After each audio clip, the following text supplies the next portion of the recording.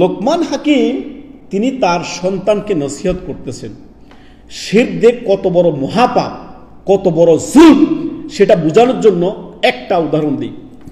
একটা মানুষের জীবনে 5 ওয়াক্ত ফরজ সালাত, নফল সালাত, তাহাজ্জুদ থেকে নিয়ে, দান সাদাকা থেকে নিয়ে, সৎকর্ম থেকে নিয়ে, জীবনে নেক আমলের শেষটা নেক আমল আর নেক আমল, একবার যদি আল্লাহর সাথে শিরিক করে সমস্ত আমলগুলো জ্বালিয়ে পুড়িয়ে ছাই করে দিবে। শিরক, পূর্বের সমস্ত আমল ছাই হয়ে যাবে।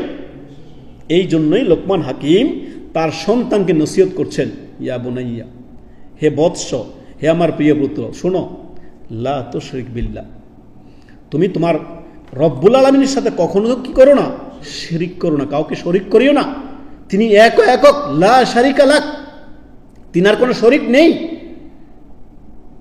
লা ইলাহা ইল্লাল্লাহ, লা মাবুদা বিহাক্কিন ইল্লাল্লাহ, আল্লাহ ছাড়া কোনো সত্য উপাস্য ইবাদত পাওয়ার হক মাবুদ নেই।